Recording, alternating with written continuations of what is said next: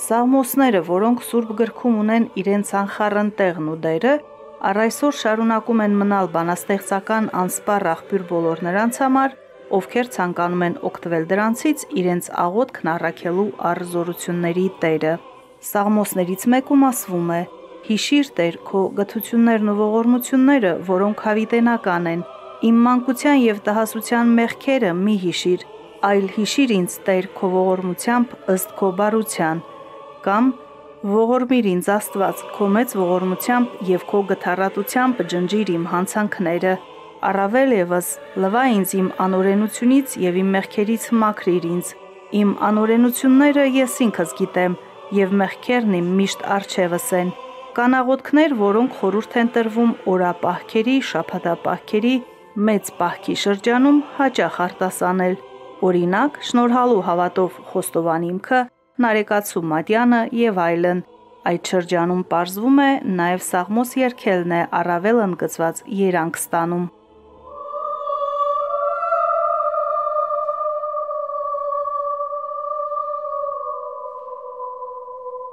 Նախ պիտի ասեմ, որ սաղմոսները մարգարեություններ են, օրհնություններ են, աղոթքներ են, որոնք շատ կարևոր է, որ քրիստոնյան իր կյանքի ընթացքում մշտապես կարդա, արտասանի, ասի։ Սաղմոսերգությունը շատ հին երևույթ է եւ ոչ միայն քրիստոնյայի կյանքում, Քրիստոսից առաջ էլ սաղմոսում էին մարդիկ։ Եվ հետաքրքիր ձևով, որոշակի նվագակցությամբ, երգեցողությամբ արտահայտում են իրենց փառաբանական, գոհաբանական աղոթքներն առ Աստված։ Մեր եկեղեցին եւս շատ մեծավ մասամբ եւ գրեթե բոլոր սրբազան արարողությունների ժամանակ ասում է սաղմոսներ, կարդում են սաղմոսներ, սաղմոս են քաղում դպիրները, սարկավակները, քահանաները։ Եվ մեծ պահքի ընթացքը եւս բացառություն չէ, մենք այս շրջանում առավելաբար էլի քաղում ենք սաղմոսներ։ Եվ եթե պատեհություն եք ունեցել գտնվելու մեր եկեղեցու սրբազան արարողություններին, հատկապես ժամերգություններին, մեր եկեղեցու ծիսապաշտական արարողությունների ժամանակ մենք անդադար քաղում ենք սաղմոսներ եւ մեծ պահքի ընթացքին էլ ժամերգությունների ժամանակ երգակցությանը զուգահեռ սաղմոսերգություն է տեղի ունենում։ Մեծ պահքը հրաշալի մի ճանապարհորդություն է քրիստոնյայի համար, ինքնամաքրման, ինքնակննության եւ ամենամեծ խորհրդին Քրիստոսի Սուրբ Հարությանը նախապատրաստվելու։ Եվ այս շրջանում այո, եկեղեցին սահմանել է որոշակի հոգեշահ գրականություն, որ պետք է կարդալ անդադար, եթե անցնում ես դու մեծ պահքի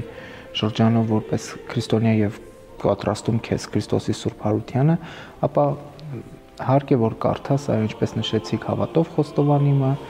24 տնից բաղկացած հրաշալի աղոթք է, ինչպես նաև նարեկացու մատյան ողբերգությունը, իսկ անդադար, ինչպես ասացի, ողջ պահքի ընթացքում եւ նաև մեր ողջ ծիսական տարվա ընթացքում մենք քաղում ենք սաղմոսներ։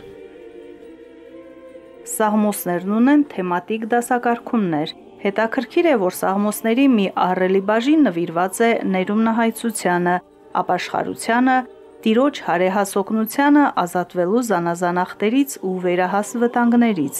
Յուրաքանչյուր սաղմոսում հեղինակը ընդունում կամ խոստովանում է իր մեղքը Տիրոջ առջև եւ գիտակցում է Աստծո բարեհաճության ու ներման իր կարիքը։ Հետաքրքիր մի ձևակերպում է անում նաև Սուրբ Օգոստինոս Երանելին, ասում է, որ Քրիստոս ինքը եւս անդադար սաղմոս էր քաղում եւ Քրիստոսին համարում է որպես սաղմոսների սքանչելի երգիչ։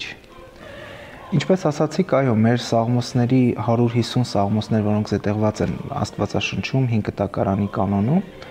այնտեղ կան տարաբնույթ թեմաներով սաղմոսներ եւ մեծավ մասամբ նաեւ ունենք ապաշխարության սաղմոսներ, որ հատկապես կիրառելի է։ Թվարկման իմաստով չեմ ուզենա թեմատիկ առանձնացումներ անել, բայց հետաքրքրական պիտի լինի հատկապես 50-րդ սաղմոսը, որ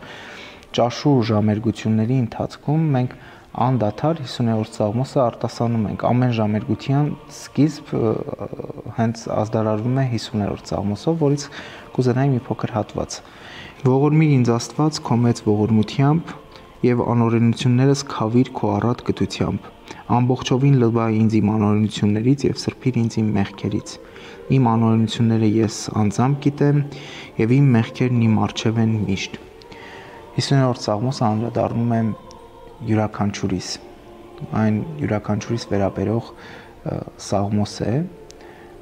եւ առհասարակ բոլոր հատվածները Սուրբ Գրքի վերաբերում են յուրաքանչյուր քրիստոնյայի,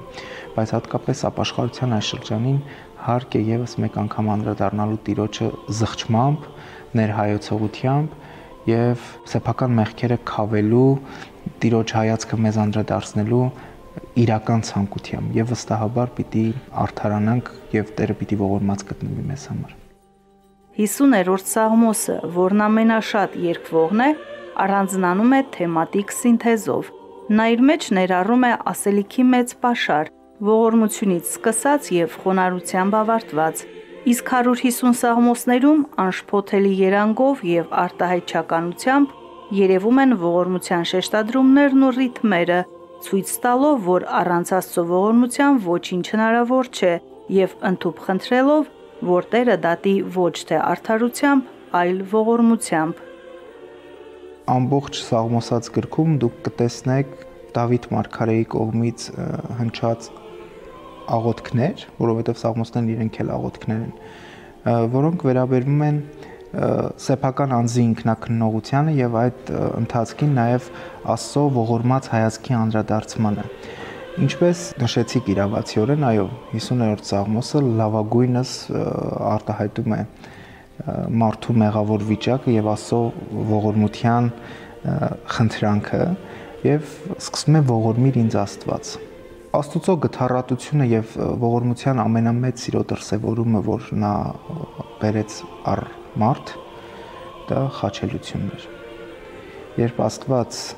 աստվածային բարձունքից խոնարհվեց, իջավ, մարդկանց մեջ ապրեց, երբևէ մեղք չգործեց, որտեղ Աստված մեղքից զերծ էր, կատարյալ էր, բայց խաչվեց անկատար մարդկանց մեղքերի համար։ Եվ սա թերևս քրիստոնյայի կյանքում եւ մեծագույն հրաշքն է եւ Աստծո կողմից արված մեծագույն ողորմությունը, որի անդրադարձումները իհարկե կտեսնենք Նոր Կտակարանում, Սուրբ Գրքում։ Եվ Սուրբ Գրքում առավելաբար գրեթե բոլոր տեղերում հնարավոր է տեսնել Աստծո ողորմածության դրսևորումները մարդու նկատմամբ։ 50-րդ Սաղմոսից բացի ողորմության սաղմոսներ, եթե թեմատիկ առումով բաժանենք, կարելի է տեսնել 101-րդ Սաղմոսը, օրինակ 129-րդ Սաղմոսը, 142-րդ Սաղմոսը, որոնք եւս ունեն ողորմածության, Աստծո ողորմության խնդրանքի բնույթ եւ ուղղվում են առ Աստված, խնդրելով եւ այցելով Տիրոջ ողորմությունը։ Իսկ արդեն Նոր Կտակարանում եւս կան հատկապես ողորմությանը բնորոշող եւ հատկապես ողորմության կարեւորությունը ընդգծող տարաբնույթ հատվածներ։ Օրինակ, նաև այս կոնտեքստում հիշատակելի է հատկապես լեռան քարոզը, որտեղ առանձնահատուկ անդրադարձում կա։ Սաղմոս 2-ի օրինակով բացահայտվում է, որ մարդը խոր տառապանքների մեջ է, հոգնած, հոգեմար, հուսահատված եւ դիմում է Տիրոջը պատժից ու սոսկումներից ազատվելու համար։ Ինքնազրկումի, ինքնախոկումի, ինքնակննման ու ինքնաձախկումի, զղջման ու խոստովանության սաղմոսներում արտահայտվում են Սաղմոս 2-ի իդեմս մարդու վիշտը մեղքի եւ հոգեվոր ձախողումների համար։ Մեծ պահքի ամբողջ ընթացքը, ինչպես նշեցի, արդեն իսկ ինքնակննումի, ինքներհայեցողության, սեփական գործերը կշռադատելու, քննելու եւ առ Աստված քայլելու լավագույն հնարավորությունն է։ Մեր եկեղեցին, հայ առաքելական Սուրբ եկեղեցին, հատկապես շատ է կարևորել սաղմոսերգությունը եւ մեր գրեթե բոլոր ծիսական արարողությունները պարունակում են հատվածներ Սաղմոսած գրքից։ Եվ մեր եկեղեցու ծեսն էլ եթե նայենք, որոշակի իմաստով այն աղոթքի եւ երկակցության համադրություն ունի։ Երգելու միջոցով Աստծուն փառաբանելու այս ավանդույթը նախաքրիստոնեական շրջանում կատարվում էր սաղմոսերգությամբ։ Այժմ էլ կատարվում է սաղմոսերգությամբ, բայց նաև մեր եկեղեցու ծիսական արարողությունները հարստացել են շարականներով, մեղեդիներով, որոնք եւս ներմուծվել են մեր եկեղեցուցիսական կյանք եւ ավելի գեղեցկացրել մեր արարողությունները։ Այդուամենայնիվ անդրադառնալով բուն Սաղմոսի ինքնակնողության, ինքնաճանաչման բնույթին, առաջին Սաղմոսից մինչև վերջին Սաղմոսը, 150-րդ Սաղմոսը, միտված են հենց այդ նպատակին, որպեսզի մարդը կարողանա իր մեղքի ակունքը հասկանալով գնա դեպի փրկություն, դեպի Աստված։ Վերականգնումի, վերագտնումի սաղմոսներում առկա են հույսի, հավատի եւ Տիրոջ մեծ սիրո հանդեպ երկյուղն ու ակնածանքը, հենց Տիրոջն են օրհներգում, գովաբանում ու փառադրում, որովհետև Տերն է մեծ ողորմությամբ ու սիրով իր պատկերով եւ նմանությամբ ստեղծվածի համար բացում երկնային դռները, արքայության ճանապարհը։ Իրականում, երբ որ մենք Աստծուն հայցում ենք որևէ խնդրանքով, անդրադառնում ենք որևէ խնդրանքով, խնդրվածքը ստանալուց հետո շատ հաճախ չենք անդրադառնում, որ նաև պետք է գոհություն մատուցել, փառք մատուցել Տիրոջը։ Բայց սաղմոսների թեմատիկ բնույթը, ինչպես ասացի, մարդու ամբողջական կյանքի ընթացքն է բնորոշում։ Անկատար մեղավոր վիճակի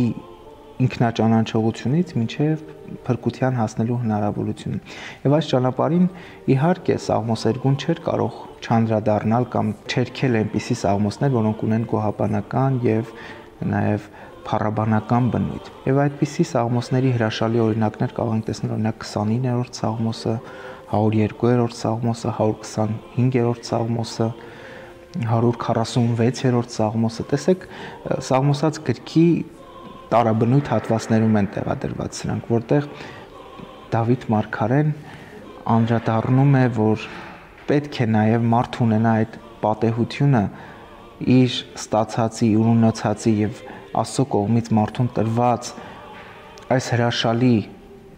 արարչության համար նաև անդրադառնա, որ պետք է գոհաբանի եւ փառաբանի։ Իհարկե, սրանք բնույթով կարելի է համարել գոհաբանական եւ փառաբանական աղոթքներ։ Մարդուն այլ բան չի մնում, քան սաղմոսերքել, ողորմությունդ Տեր թող լինի մեզ վրա, ինչպես որ մեր հույսը դրինք քեզ վրա։